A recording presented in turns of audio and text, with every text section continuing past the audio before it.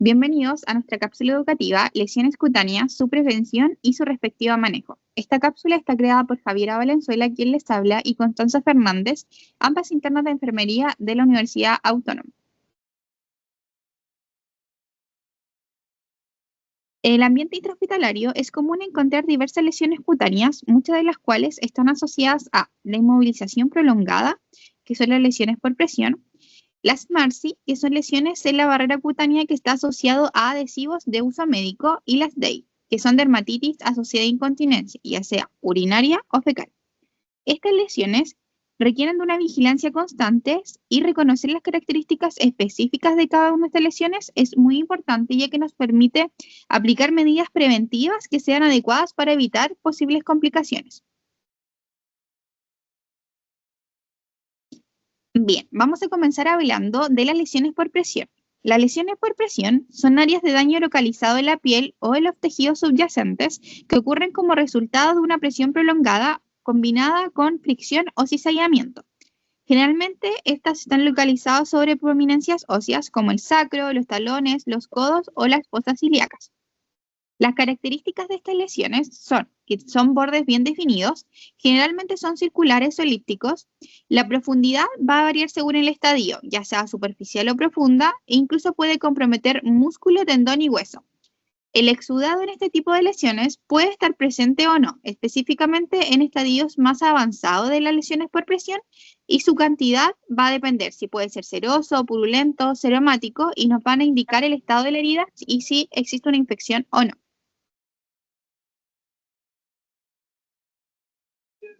Tenemos tipos de grado de lesiones por presión que son 4. En el grado 1 tenemos que es un eritema no blanqueable y la piel está intacta.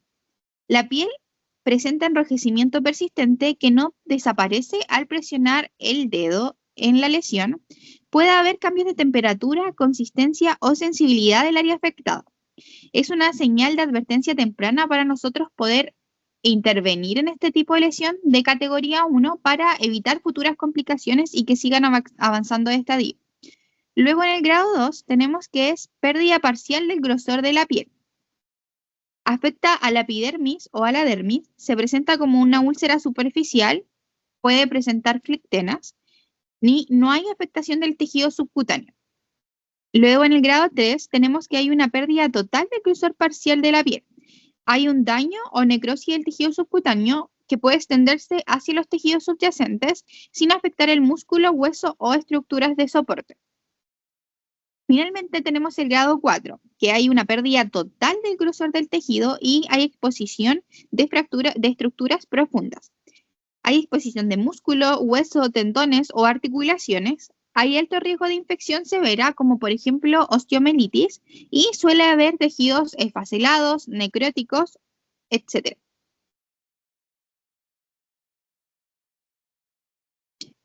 La escala de Braden es una escala de estimación que se utiliza en el complejo asistencial Padre Las Casas. Es una escala que está estandarizada y de carácter universal que evalúa ítems como actividad, incontinencia, condición mental del paciente, percepción sensorial, movilidad, condición física, dieta, fricción y humedad de la piel, donde tenemos que presenta un alto riesgo de presentar lesiones por presión cuando el puntaje de la escala de Braden es menor a 12 puntos, un riesgo moderado de presentar lesiones por presión cuando el puntaje es 13 y 14 puntos, y un bajo riesgo de presentar LPP cuando el puntaje es mayor a 15 puntos.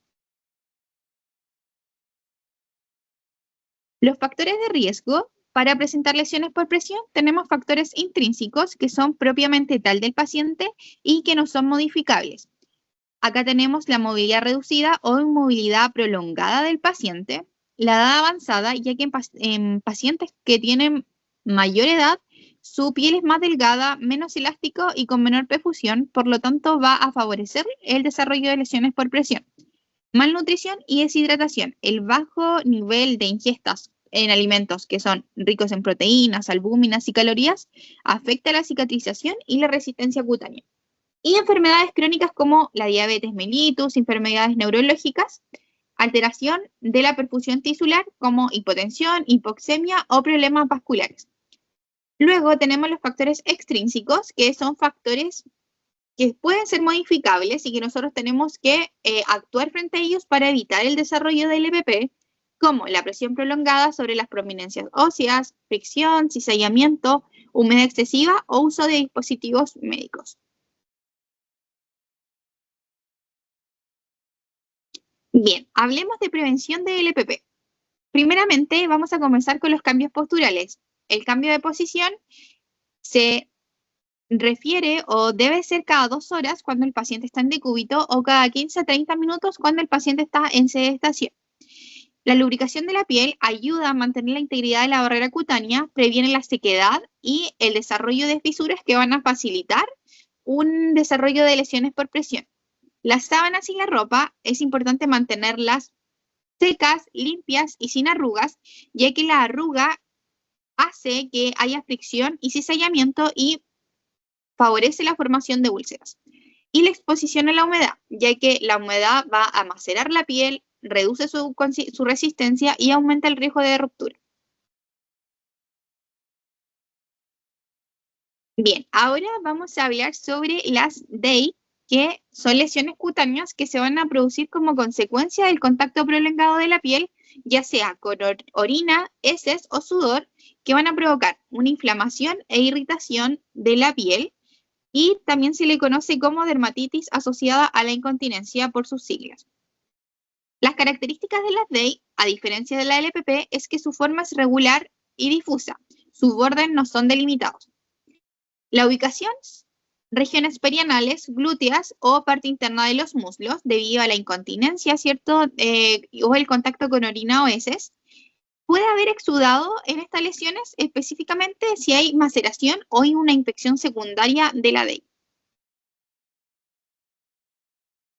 La escala gradual de la dermatitis perianal es una que evalúa el riesgo de padecer esta y está asociada directamente a la incontinencia urinaria. Va a constar de 4 ítems o factores que son determinantes para este tipo de lesiones, con los factores que son la intensidad del irritante, que se refiere directamente a las heces o a la orina que padece el paciente, viendo el tipo y consistencia de este. El otro factor es la duración del irritante o la cantidad de tiempo que la piel está expuesta a este. También el otro factor es la condición de la piel perianal o la integridad de la piel del paciente que se encuentra en ese momento al momento de observar. Y los factores contribuyentes que son, por ejemplo, la albúmina baja, el uso de antibióticos en el paciente, la alimentación por sonda nasogástrica y enterocolitis por Clostridium difficile positiva, dando por puntaje riesgo bajo de DAI, con un puntaje menor o igual a 5, con riesgo moderado igual a 6 y con riesgo alto mayor o igual a 7. Dentro de los factores de riesgo que podemos encontrar para padecer este tipo de lesiones es directamente la asociación a la incontinencia urinaria o fecal, que es el contacto constante con orinas o heces, la humedad constante de los pacientes, como la sudoración excesiva o el uso prolongado de absorbentes húmedos, la higiene inadecuada, la movilidad o encamamiento o cizallamiento del paciente y la mayor exposición a la humedad sin posibilidad de una higiene inmediata.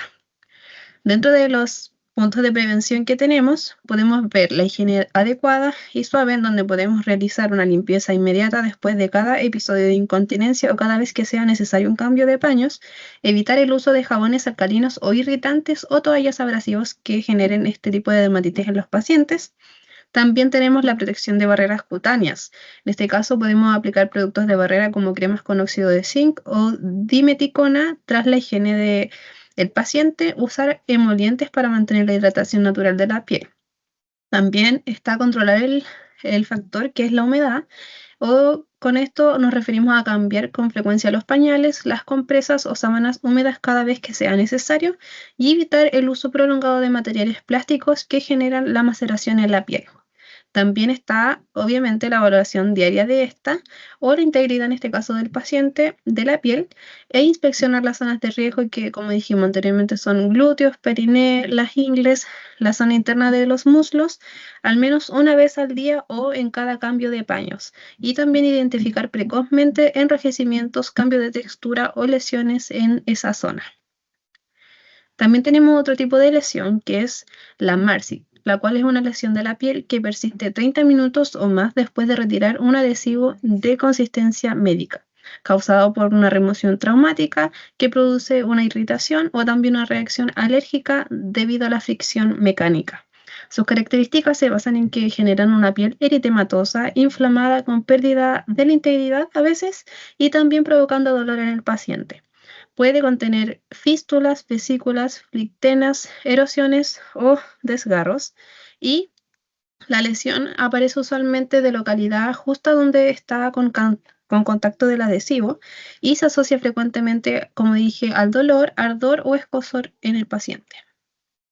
Los factores de riesgo que tenemos son la piel frágil asociada a edades extremas como adultos mayores o pacientes con desnutrición o también, en este caso, recién nacidos, el uso prolongado o repetitivo de adhesivos en las mismas zonas, la piel húmeda o macerada, el retiro brusco o incorrecto de adhesivos y productos irritantes o de baja calidad usados en los pacientes.